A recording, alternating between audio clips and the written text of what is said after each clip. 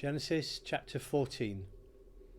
At this time, Amraphel, king of Shinar, Arioch, king of Ellasar, Kedorlaomer, king of Elam, and Tidal, king of Goiim, went to war against Bera, king of Sodom, Birsha, king of Gomorrah, Shinab, king of Admah, Shemeber, king of Zeboiim, and the king of Bela, that is Zoar. All these later kings joined forces in the Valley of Siddim, the Salt Sea. For 12 years they had been subject to Kedorlaomer, but in the 13th year they rebelled. In the 14th year, Kedorlaomer and the kings allied with him went out and defeated the Rephaites in Ashteroth Karnaim, the Zuzites in Ham, the Emites in Shaveh Kiriathaim, and the Horites in the hill country of Seir, as far as El Paran near the desert. Then they turned back and went to En Mishpat, that is Kadesh, and they conquered the whole territory of the Amalekites, as well as the Amorites who lived in Hazazon Tamar. Then the king of Sodom, the king of Gomorrah, the king of Admah, the king of Zeboiim, and the king of Bela, that is Zoar, marched out and drew up their battle lines in the Valley of Siddim against Kedorlaomer, king of Elam, Tidal, king of Goiim, Amraphel, king of Shinar and Arioch, king of Ellasar. 4 kings against 5. Now the Valley of Siddim was full of tar pits, and when the king of Sodom and Gomorrah fled, some of the men fell into them, and the rest fled to the hills. The 4 kings seized all the goods of Sodom and Gomorrah and all their food. Then they went away.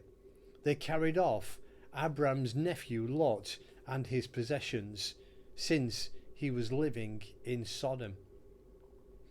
One who had escaped came and reported this to Abram the Hebrew. Now Abram was living near the great trees in Mamre the Amorite, a brother of Eshcol and Aner, all of who were allied with Abram. When Abram heard that his relative had been taken captive, he called out the 318 trained men born in his household and went in pursuit as far as Dan. During the night, Abram divided his men to attack them, and he routed them, pursuing them as far as Hobath,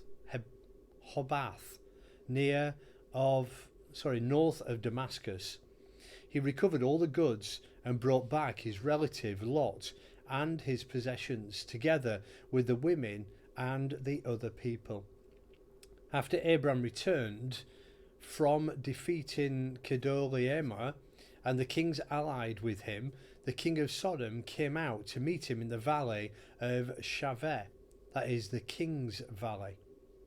Then Melchizedek, king of Salem, brought out bread and wine. He was the priest of God Most High, and he blessed Abram, saying, "Blessed be Abram by God Most High, creator of heaven and earth, and be blessed by God Most High, who delivered your enemies into your hand." Then Abram gave him 1/10 of everything.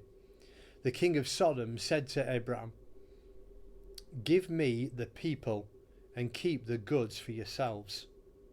But Abram said to the king of Sodom, "I have raised my hand to the Lord, God Most High, creator of heaven and earth, and have taken an oath that I will accept nothing belonging to you, not even a thread or a thong of a sandal, so that you will never be able to say, 'I made Abram rich.'